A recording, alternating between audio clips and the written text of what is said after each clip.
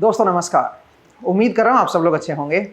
Gate ट्रिकोपीडिया के last session में हम सिंगुलैरिटी फंक्शंस को पढ़ रहे थे, जिसमें हमने step function, ramp and then impulse function के कुछ इंपॉर्टेंट पॉइंट जो हैं उनको देखा।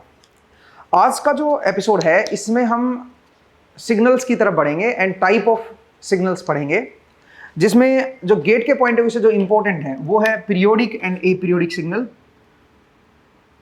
और फिलहाल मैं कॉन्टिन्यूस टाइम सिग्नल बता रहा हूं भाई, ठीक है।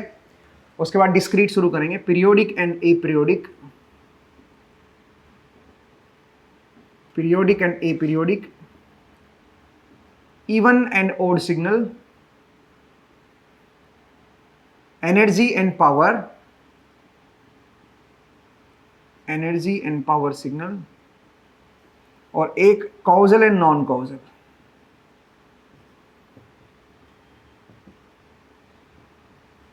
ठीक है, तो ये चार जो हैं ये हमारे इंपॉर्टेंट सिग्नल्स हैं जो हम पढ़ेंगे। ठीक है, इनमें से एक क्वेश्चन आने के चांसेस रहते हैं। कई बार पीरियोडिक अपीरियोडिक से पूछ लेते हैं, कई बार इवन ऑड से, एनर्जी पावर से। ठीक है, तो कॉजल एंड नॉन कॉजल पे कभी कोई क्वेश्चन नहीं आएगा, बट ये इनडायरेक्टली बहुत सारी जगह पे यूज होता है, तो इसलिए इसको भी पता होना चाहिए। तो मेनली ये चार जो हैं इनको हमें समझना है। बात करते हैं पीरियोडिक एंड अपीरियोडिक सिग्नल की। वो सिग्नल जो रिपीट होते हैं उनको हम बोलते हैं पीरियोडिक सिग्नल, और वो मिनिमम लेंथ जो रिपीट होती है उस लेंथ को बोला जाता है फंडामेंटल पीरियड। ठीक है, जैसे कि अगर ग्राफ दे रखा है तो आप डायरेक्टली देख पाओगे। जैसे मान लीजिए मेरे पास कोई सिग्नल है और वो इस तरह का है और उसका ग्राफ कुछ ऐसे गिवन है। ये टाइम एक्सिस है 0, 1, 2, 3, 4, 5, 6 और ऐसे आगे तक। यह हाइट है 10, यह हाइट है -10। ये हमारे पास ft सिग्नल है। ठीक है, t इन सेकेंड्स। अब अगर आप ध्यान से देखें तो जैसा ये आगे है वैसा ही पीछे भी है। मतलब ऐसा नहीं कि केवल एक तरफ सिग्नल होना चाहिए, दूसरी तरफ नहीं होना चाहिए। ठीक है, पीरियोडिक सिग्नल दोनों तरफ ही रिपीट होने चाहिए। अगर आप ध्यान से देखें तो ये और ये जो डब्बा है, यहां से लेके यहां तक का जो डब्बा है, यहां से लेके यहां तक के जो लेंथ है, ये वो मिनिमम लेंथ है जो रिपीट हो रही है। देखो यही डब्बा उठ के फिर यहां पे आ गया, 0 वाला पॉइंट 4 पे आ गया, ऐसे जा रहा था तो ये ऐसे जा रहा है, फिर ऐसे आ रहा है, फिर ये ऐसे आ रहा है। तो इसका मतलब आप ये कह सकते हो कि ये जो लेंथ है ये हमारा पीरियड हो गया है। यहां से लेके यहां तक जो है वो 1 पीरियड हो गया। तो टाइम पीरियड की वैल्यू क्या आ गई है? 4 सेकंड जो है वो हमारा टाइम पीरियड है। ठीक है, तो यहां पे अगर ग्राफिकल ग्राफ दे रखा है तो बहुत इजी है देखना। ठीक है, बट कई बार क्या होता है, फंक्शन जो होता है उसका ग्राफ नहीं गिवन होता, उसकी इक्वेशन दी होती है आपको और आपको उसका पीरियड बताना होता है, तो उस केस में थोड़ी सी दिक्कत आ जाती है। पीरियोडिक फंक्शन देखने का एक आसान तरीका ये होता है कि आप कोई भी फंक्शन है उसमें कोई भी इंस्टेंट ले लो आप, टी नोट कोई भी रैंडम इंस्टेंट है, वहां पे उसकी हाइट चेक कर लो, उसका एम्पलीट्यूड चेक कर लो, और फिर आप 1 पीरियड आगे आ जाओ और वहां पे हाइट चेक कर लो। अगर ये दोनों बराबर हैं, या 1 पीरियड पीछे भी आ सकते हो भाई। ठीक है, अगर ये दोनों बराबर हैं तो इसका मतलब ये हुआ कि जो हमारा ft फंक्शन है या ft सिग्नल है वो पीरियोडिक सिग्नल है और उसका पीरियड होगा t। ठीक है, कैपिटल T जो है वो पीरियड हो जाएगा, मतलब t के बाद वो वैल्यू रिपीट होनी चाहिए। जैसे कि यहां पे देखिए, यहां पे हमने 1 पे कोई वैल्यू ली, 1 पे हमने एम्पलीट्यूड देखा वो है 10, फिर हम 4 सेकंड बाद अगर फिर से देखेंगे, इससे 4 सेकंड आगे आ जाओ तो 5 पे जो है वो भी वही वैल्यू आ रही है। देखो ठीक है, तो रिपीट होनी चाहिए वैल्यू। ऐसे ही कोई भी रैंडम और पॉइंट ले लो, जो वैल्यू वहां पे आएगी उससे 4 सेकंड आगे देखोगे तो सेम वैल्यू होनी चाहिए। जरूरी नहीं है 4 आप आगे आओ, 4 आप पीछे आओगे तब भी वही वैल्यू आनी चाहिए। ठीक है, तो आई होप आपको समझ आया कि पीरियोडिक फंक्शंस जो है या पीरियोडिक सिग्नल जो है वो कैसे चेक किए जाते हैं और कैसे उनको देखा जाता है। ठीक है, तो ये एक तरह से मैथमेटिकल वे है पीरियोडिक फंक्शंस को चेक करने का। बट कई बार क्या होता है, ग्राफ नहीं दिया होता, ग्राफ से तो बहुत आसान हो जाता है देखना। कई बार जैसे इक्वेशन की फॉर्म में दे दिया है, जैसे कि आपको दे दिया कि भाई एफ टी जो है वो दे रखा है 4 sin 10t। अब अपने को बताना है ये पीरियोडिक है कि नहीं है, और अगर है तो क्या पीरियड है इसका। तो ये बहुत आसान होता है, इसको हम ओमेगा बोलते हैं दोस्तों, क्योंकि ये पूरा जो होता है ना, ये इसको हम बोलते हैं ओमेगा टी। तो ये आगे वाला ओमेगा बन गया, ओमेगा का मतलब फ्रीक्वेंसी पता चल गई है, और ओमेगा जो होता है वो होता है 2π/t। तो यहाँ पे ओमेगा की वैल्यू 10 दे रखी है, तो यहाँ से मैं टाइम पीरियड निकाल लूंगा, टाइम पीरियड विल बी 2π/10। इसका मतलब π/5 सेकेंड, ये हमारे पास टाइम पीरियड आ गया। तो आप देखिए किस तरह से टाइम पीरियड निकालेंगे, बहुत आसान होता है, आप ओमेगा निकाल लो बस। ठीक है, तो उससे अपने आप आपको पीरियड पता चल जाएगा। अब एक और चीज देखिए, और वो क्या है, अगर इसी में हम कुछ और ऐड कर दें, +4 sin 3t, अगर ये ऐड कर दिया और हमने पूछा कि बताओ ओवरऑल जो फंक्शन है वो पीरियोडिक है कि नहीं है, और पीरियोडिक है तो उसका पीरियड क्या होगा। तो सबसे पहले तो ये चेक करना पड़ेगा कि ओवरऑल पीरियोडिक है या नहीं है। उसके लिए आप इसका इंडिविजुअल पीरियड निकाल दो t1 और इसका इंडिविजुअल पीरियड निकाल दो t2, और फिर t1/t2 चेक करके देखो या t2/t1 चेक करके देख लो, एक ही बात है, कोई भी रेशियो निकाल लो। अगर इनमें से कोई भी रैशनल आ जाए, कोई भी ये जो रेशियो है ये अगर रैशनल नंबर आ जाए तो समझ लो ओवरऑल फंक्शन जो है वो पीरियोडिक होगा। रैशनल नंबर क्या होते हैं, इंटीजर के रेशियो को रैशनल बोलते हैं, इंटीजर के रेशियो को रैशनल बोला जाता है। ठीक है, तो जैसे कि देखो यहाँ पे t1 अगर मैं निकालूंगा तो t1 बनेगा 2π/10 और t2 बनेगा 2π/3। ठीक है, t1 बनेगा 2π/10 और t2 बनेगा 2π/3।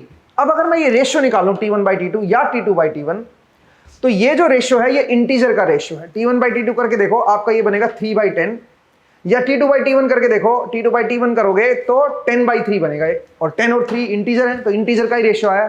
तो इसका मतलब है t1/t2 या t2/t1 कोई भी एक देख लिया करो, वो रैशनल है।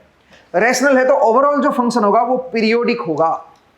ओवरऑल फंक्शन पीरियोडिक होगा तो ओवरऑल पीरियड क्या बनेगा, फिर ओवरऑल पीरियड क्या बनेगा, वो बड़ा आसान है। आपको क्या करना है, जो न्यूमरेटर वैल्यू होती है ना t1 और t2 में, न्यूमरेटर का एलसीएम ले लिया करो और डिनोमिनेटर का HCF, हाईएस्ट कॉमन फैक्टर। तो एलसीएम एंड HCF अब मैं नहीं सिखाऊंगा आपको। 2π और 2π का एलसीएम लोगे तो 2π ही आएगा, और 10 और 3 में कॉमन, हाईएस्ट कॉमन क्या है 1। ठीक है, इनमें कोई चीज कॉमन नहीं है, 1 कॉमन है बस, तो हाईएस्ट कॉमन फैक्टर मेरा 1 है। तो इसका अंदर न्यूमरेटर का एलसीएम, डिनोमिनेटर का HCF। ठीक है, तो 2π तो ऊपर आ गया और डिनोमिनेटर में 1 आ गया, तो इसका जो ओवरऑल पीरियड आएगा वो बनेगा 2π/1। सिंपल कहानी है। ठीक है, तो इस तरह से आप ओवरऑल पीरियड निकालोगे। और जरा देखिए, अगर मैं यहां पे लिख देता कि भाई मेरे पास एक है 4 sin 10t, एक है 3 sin πt, और मैं पूछता बताओ ये ओवरऑल फंक्शन पीरियोडिक होगा कि नहीं होगा। तो आप जरा देखो, यहां पे t1 की वैल्यू आएगी 2π/10 और t2 क्या बनेगा 2π/π, नहीं हाँ 2π, t1 इज 2π/ω और यहाँ पे 2π/π आएगा भाई, सही तो है। हाँ, तो जरा देखो, ये बन गया t1, ये बन गया t2। अब अगर मैं इसका रेशियो निकालूं t1/t2 तो ये बनेगा π/10। t1/t2 करके देखोगे तो π/10 बनेगा, और t2/t1 करोगे तो 10/π बनेगा। पाई एक स्टिल रहेगा इस रेशियो में, इंटीजर नहीं होता पाई। पाई को जनरली हम लिख देते हैं कि पाई इज इक्वल टू 22/7, ये गलत है भाई। पाई कभी भी इंटीजर का रेशियो नहीं होता, ये नियरली इक्वल है इसके। ठीक है, 22/7 नहीं होता पाई, तो इसके लिए ये इंटीजर नहीं है। तो आप ये कह सकते हो t1/t2 जो है वो रैशनल नंबर नहीं है। अगर वो रैशनल नंबर नहीं है तो इसका मतलब है ये जो फंक्शन है ये अपीरियोडिक है। ये पीरियोडिक नहीं हो सकता, ये आपका ए पीरियोडिक सिग्नल होगा। मुझे उम्मीद है आपको ये समझ आया, ठीक है। ये सिग्नल जो है वो ए पीरियोडिक होगा, ठीक है भाई। तो आपको इस तरह से चेक करना है कि कोई सिग्नल पीरियोडिक है या ए पीरियोडिक है। अब अगर मैं इसमें एक कदम और आगे चलूं तो इसमें आपको ये ध्यान रखना है कि अगर मेरे पास ft है और एक gt है, अगर ft जो है वो भी पीरियोडिक है और gt भी पीरियोडिक है, इंडिविजुअली पीरियोडिक है दोनों, तो जरूर नहीं है कि उनका एडिशन या सब्ट्रैक्शन वो पीरियोडिक आए। जैसे कि पिछला ही क्वेश्चन था, पिछले क्वेश्चन में हमने एक sin 10t लिखा हुआ था और एक जगह sin pi t था, दोनों इंडिविजुअली पीरियोडिक है, बट जब दोनों को मैं ऐड या सब्ट्रैक्ट करूंगा तो जो ओवरऑल फंक्शन आएगा वो पीरियोडिक नहीं आएगा। तो ऐसा जरूर नहीं है कि दो पीरियोडिक फंक्शन या दो से ज्यादा पीरियोडिक फंक्शन को ऐड या सब्ट्रैक्ट करते हैं तो ओवरऑल जो आंसर आएगा वो पीरियोडिक आए, ऐसा कोई गारंटी नहीं है, ठीक है, ध्यान रखिएगा। अगर एक पीरियोडिक ले लूं मैं, सोचिए ft है ये और प्लस या माइनस gt लिख लेता हूं, अगर एक पीरियोडिक है और एक ए पीरियोडिक है, ठीक है, ये पीरियोडिक है ये ए पीरियोडिक है, तो ओवरऑल जो आंसर आएगा वो 100% ए पीरियोडिक आएगा। जो ओवरऑल आंसर आएगा वो 100% ए पीरियोडिक आएगा, ठीक है, ये आपको ध्यान देना है, ठीक है। एक पीरियोडिक और एक ए पीरियोडिक, ए पीरियोडिक अगर आ गया पीरियोडिक में मर्ज हो गया तो ओवरऑल जो फंक्शन है वो आपका ए पीरियोडिक आएगा। लेकिन सुनिए, ए पीरियोडिक फंक्शन जो है ना वो ओड टाइम्स आना चाहिए, ठीक है। अगर दो बार ए पीरियोडिक आ रहा है, जैसे ft plus gt plus ht, एक और बार आ जाता, एक और फंक्शन आ जाता है ht भी, उनमें से कोई भी दो ए पीरियोडिक होते तो फिर पॉसिबिलिटी देखिए ओवरऑल आंसर जो है वो पीरियोडिक आ जाए। लेकिन अगर ऐसा होता कि ft gt ht तीन फंक्शन का एडिशन या सब्ट्रैक्शन होता और उनमें से कोई भी दो ए पीरियोडिक होते और एक पीरियोडिक होते, तो ओवरऑल फंक्शन जो है वो पीरियोडिक हो सकता है फिर। या फिर इसको अगर मैं ऐसे बोलूं कि भाई दो फंक्शन है, एक ft है और एक gt है, और सोचिए दोनों ही ए पीरियोडिक है, ये भी ए पीरियोडिक है और ये भी ए पीरियोडिक है, तो इन दोनों को जब आप सम करते हो तो ओवरऑल जो है वो मे बी पीरियोडिक हो भी सकता है भाई। आप बोलोगे सर कैसे, जरा देखिए, एक सिग्नल जो है वो ऐसा है sin t ut, ठीक है भाई, जीरो से आगे है बस। ut से जब भी कोई चीज मल्टीप्लाई करते हो इसका मतलब वो फंक्शन जो है वो जीरो से आगे दिखाना है, तो sin t ut जीरो से आगे आपने दिखा दिया। फिर आपने क्या किया, एक और, अब ये ए पीरियोडिक है, ये पीरियोडिक क्यों है भाई, देखो देखा जाए तो रिपीट हो रहा है ये, बट नेगेटिव साइड में रिपीट नहीं हो रहा। ऐसे ही एक है sin t into you of minus T, तो sin t into you of minus T जो है वो इस तरह का बनेगा पीछे, ये भी ए पीरियोडिक है क्योंकि जीरो के बाद नहीं है, ये रिपीट नहीं हो रहा जीरो के बाद, तो दोनों ही ए पीरियोडिक है। बट अगर मैं दोनों को ऐड कर दूं, ठीक है, इन दोनों को अगर मैं ऐड करूंगा तो ऐड करने से पूरा साइन फंक्शन बन जाएगा। तो पूरा साइन फंक्शन कैसा होता है, पूरा साइन फंक्शन जो है वो पीरियोडिक होता है। इसका मतलब आप ये कह सकते हो कि अगर दोनों ए पीरियोडिक फंक्शन है तो उनका एडिशन या सब्ट्रैक्शन में भी पीरियोडिक, वो पीरियोडिक हो सकता है, ठीक है, ये ध्यान दीजिएगा भाई। तो इसलिए कभी भी दो फंक्शन अगर आ जाएं तो आपका, और दो फंक्शन में से अगर कोई भी, अगर जैसे दो फंक्शन ए पीरियोडिक फंक्शन आ गए तो पॉसिबिलिटी है कि ओवरऑल फंक्शन जो है पीरियोडिक आ जाए। इवन मैंने शायद ये पॉइंट भी गलत बोल दिया कि ए पीरियोडिक फंक्शन और टाइम्स आ जाए, तो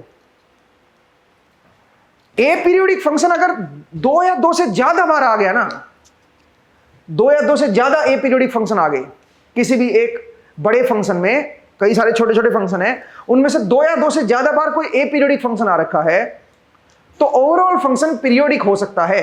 आप इसको ध्यान रखिएगा। मैंने पहले ओड या इवन बोल दिया, ठीक है, ओड इवन का कोई लेना देना नहीं है, उसको आप करेक्ट कीजिए। मैंने क्या बोला, मैं अभी दोबारा सुनिए, अगर एक फंक्शन में छोटे छोटे फंक्शन से मिलके बना हुआ है वो फंक्शन, अब उस फंक्शन में ए पीरियोडिक फंक्शन दो या दो से ज्यादा बार आ रखे हैं तो ओवरऑल फंक्शन में भी पीरियोडिक, ठीक है। जैसे कोई फंक्शन है एच टी, अब वो एच टी जो है वो F T plus G T minus P T plus Q T, मान लीजिए ऐसे मिलके बना हुआ है। अब इनमें से दो या दो से ज्यादा फंक्शन जो है वो ए पीरियोडिक है, तो ओवरऑल फंक्शन आपका पीरियोडिक हो सकता है। लेकिन सुनिए, तीन पीरियोडिक फंक्शन है और एक ए पीरियोडिक फंक्शन है, 3 पीरियोडिक फंक्शन है और एक ए पीरियोडिक फंक्शन है, तो ओवरऑल फंक्शन 100% कैसा आएगा, ए पीरियोडिक आएगा। ठीक है, अगर एक ए पीरियोडिक आ गया तो एक से ज्यादा बार अगर कोई ए पीरियोडिक फंक्शन आ रखा है तो पॉसिबिलिटी है कि ओवरऑल फंक्शन जो है पीरियोडिक आ जाए। ठीक है, ये चीज आपको ध्यान देनी है। नेक्स्ट जरा देखिए,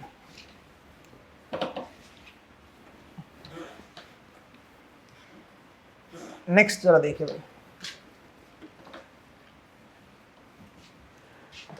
नेक्स्ट है, कई बार जैसे मल्टीप्लीकेशन में आ जाता है, जैसे sign of 2t into cos 3t, ये फंक्शन आ गया, या ऐसे आ गया साइन स्क्वायर टी। ठीक है, ऐसे आ गया, मल्टीपल पावर में आ गया। तो हमें अगर बताना कि भाई ये पीरियोडिक है कि ये पीरियोडिक है, कैसे चेक करेंगे इस चीज को, इसको हम कैसे चेक करेंगे? तो इसको चेक करने का तरीका ये होता है कि आप जब भी ऐसे फंक्शन मल्टीप्लाइड हो ना, तो मल्टीप्लिकेशन को हटाओ, मतलब सिंगल टर्म होनी चाहिए फंक्शन में। ये तो मल्टीप्लिकेशन में आ गया ना भाई, तो इसको आप मल्टीप्लिकेशन को हटाओ, कैसे हटाओगे? इसको 2 से डिवाइड करो और 2 से मल्टीप्लाई कर दो, into cos 3t, 2 sine A into cos B, तो क्या बन जाएगा 1/2 sine of A plus B plus sine of A minus B. इस तरह से आप इसको लिख सकते हो, 1/2 sign 5t minus sign T. अब बताओ इसका पीरियड क्या है? इसका पीरियड है 2π/5 और इसका पीरियड क्या है 2π/1। ठीक है, ये t1 हो गया, t2 हो गया, तो ओवरऑल पीरियड क्या आएगा? न्यूमरेटर का एलसीएम और डिनोमिनेटर का एचसीएफ। तो ओवरऑल पीरियड जो आएगा वो आएगा, न्यूमरेटर का एलसीएम लोगे तो 2π आएगा और डिनोमिनेटर का एचसीएफ लोगे तो 1 आएगा। तो ओवरऑल पीरियड जो है वो 2π आएगा। ठीक है, इस तरह से देखोगे। ऐसे ही यहां पे देखो sine square T, sine square T को लिख सकते हो 1 माइनस कोस 2t/2, इसको आप लिख सकते हो 1/2 माइनस 1/2 कोस ऑफ 2t। अब सुनो, जो कांस्टेंट टर्म होती है उसको, उससे पीरियड पे कोई फर्क नहीं पड़ता, उसको देखना छोड़ दो। ठीक है, उससे पीरियड पे कोई फर्क नहीं पड़ता, पीरियड ये वाली टर्म डिसाइड करेगी। तो 2π/2 कर दो तो पाई जो है वो पीरियड आ जाएगा। ठीक है, कांस्टेंट टर्म से पीरियड डिस्टर्ब नहीं होता है। अगर कोई कांस्टेंट टर्म आ रखी है from minus infinity to infinity, ये हमेशा कांस्टेंट रहती है, तो इससे ओवरऑल पीरियड पे कोई फर्क नहीं पड़ेगा। ठीक है, आगे वाले फंक्शन का जो भी पीरियड होगा वही आंसर होगा आपका। ठीक है, इस चीज को भी आपको ध्यान रखना है। नेक्स्ट जरा देखिए, तो जब भी ऐसे मल्टीप्लिकेशन में आ जाए या मल्टीपल पावर में आ जाए तो उनको सिंगल पावर में कन्वर्ट करो, अलग अलग टर्म होनी चाहिए। ठीक है, मल्टीप्लिकेशन या मल्टीपल पावर में टर्म्स नहीं होनी चाहिए, उसको सोल्व करने के लिए पहले आपको सिंगल सिंगल टर्म में बनाना पड़ेगा। ठीक है, अब एक और चीज देखिए, अगर मैं बोलूं e⁻j2t, इसका पीरियड क्या है? अब देखो, ये जो फंक्शन है ये आपका कॉम्प्लेक्स फंक्शन है, आयोटा आ गया ना भाई यहाँ पे, आयोटा 2t। तो ऐसे नहीं है कि e⁻2t आ गया, e⁻2t तो कैसा है बताओ जरा? ये तो पक्का ए पीरियोडिक होगा। ये तो आपका ऐसे है ना भाई, राइजिंग फंक्शन है, t की वैल्यू ऐसे राइज कर रहा है ना, t = 0 पे 1 है और ये ऐसे राइज कर रहा है, ये तो राइजिंग फंक्शन है, तो ये तो ए पीरियोडिक होगा। ठीक है, लेकिन अगर यहाँ पे आयोटा लग गया तो अब ये पीरियोडिक हो गया भाई, आयोटा का, और ये ओमेगा बन जाएगा अब यहाँ पे। तो टाइम पीरियड अगर बताना होगा तो 2π/ω, पाई सेकंड जो है वो इसका टाइम पीरियड आएगा। ठीक है, पाई सेकंड इसका टाइम पीरियड आएगा और ये पीरियोडिक फंक्शन होगा। ठीक है, तो अगर मैं आपसे बोलूं कि एक फंक्शन है जो कि e⁻j2t है प्लस 3 sin 4t है, इसका पीरियड बताओ क्या होगा? तो इसका पीरियड क्या होगा बताओ जरा? आप एक काम कीजिए, आप जो इसका इंडिविजुअल पीरियड निकाल लीजिए 2π/2 और इसका इंडिविजुअल पीरियड निकाल लीजिए 2π/4। अब ओवरऑल पीरियड क्या बनेगा? न्यूमरेटर का एलसीएम और डिनोमिनेटर का एचसीएफ। 2 और 4 का एचसीएफ जो है वो 2 होगा, तो ओवरऑल पीरियड जो आ जाएगा वो पाई सेकेंड आएगा। ठीक है, ओवरऑल पीरियड जो होगा इस फंक्शन का वो पाई होगा। तो इस तरह से आप क्या कर सकते हो? पीरियड कैलकुलेट कर सकते हो। ठीक है ना, ये आपको ध्यान देना है। ठीक है,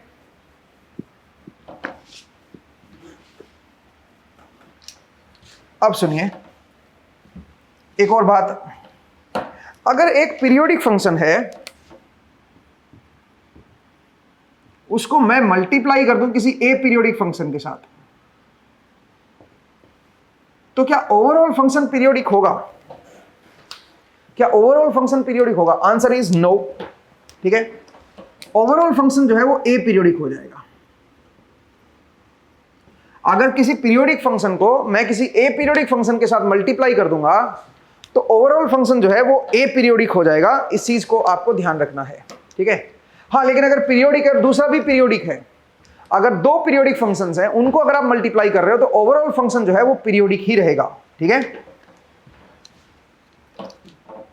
जैसे बट वो माफ कीजिएगा, मैंने क्या बोला, अगर ये भी पीरियोडिक है और ये भी पीरियोडिक है, दोनों पीरियोडिक है, तो ओवरऑल जो फंक्शन है दैट मे बी पीरियोडिक, उसको मे बी कीजिएगा, ठीक है। जरा देखिए, अगर मैं बोलूं एक भाई साइन 2t है और एक साइन पाई टी है, दोनों इंडिविजुअली पीरियोडिक हैं, या कोस पाई टी ले लो, चलो, दोनों इंडिविजुअली पीरियोडिक हैं, ठीक है। बट प्रोडक्ट अगर आप देखोगे तो इसको अगर अलग अलग लिखोगे तो 1/2 sine of 2 plus pi t plus sine of 2 minus pi t, ये बनेगा भाई। अब ये जो पूरा फंक्शन है ये पीरियोडिक है, क्योंकि इसका जो टाइम पीरियड आएगा वो आएगा 2 पाई डिवाइड बाई 2 प्लस पाई, और इसका टाइम पीरियड आएगा 2 पाई डिवाइड बाई 2 माइनस पाई, ठीक है भाई। इसका जो पीरियड आएगा वो आएगा 2 पाई डिवाइड बाई 2 प्लस पाई, इसका जो आएगा वो 2 पाई डिवाइड बाई 2 माइनस पाई आएगा। ये t1 है, ये t2 है। तो अगर मैं t1 t2 का रेशियो लूंगा तो वो इरेशनल नंबर आएगा, और उससे आप ये कह सकते हो कि ओवरऑल फंक्शन जो है वो ए पीरियोडिक है। इसका मतलब है अगर दो पीरियोडिक फंक्शंस मल्टीप्लाई हो रहे हैं तो जरूरी नहीं है कि प्रोडक्ट जो है वो पीरियोडिक ही आए, it may be A periodic, ठीक है। एक पीरियोडिक और एक ए पीरियोडिक फंक्शन है तो पक्का जो प्रोडक्ट आएगा वो ए पीरियोडिक आएगा, ठीक है। इस चीज को आप थोड़ा सा ध्यान रखिएगा, इसको आप याद रखिएगा, ठीक है। अच्छा, नेक्स्ट, अब कई बार हम मोड लेते हैं फंक्शन का। मोड लेने से पीरियड चेंज हो भी सकता है, नहीं भी हो सकता, ठीक है। आपको ध्यान देना होगा, मोड लेने से अगर कोई फंक्शन है ft, उसका मैंने मोड ले लिया, अगर ft का पीरियड t है तो मोड लेने से जरूरी नहीं है कि पीरियड सेम ही रहे, पीरियड जो है वो हाफ हो सकता है, सेम भी रह सकता है या हाफ भी हो सकता है, ठीक है। तो इसलिए ये चीज आपको ध्यान देनी है। अब आप बोलोगे सर हाफ कब होगा और सेम कब होगा, तो हाफ कब होगा, सुनिए, हाफ तब होगा जब t/2 के बाद जो फंक्शन बनेगा, मतलब 0 से t/2 के बीच में जो फंक्शन होगा और t/2 से t तक जो फंक्शन होगा, ये एक दूसरे के ऑपोजिट होने चाहिए।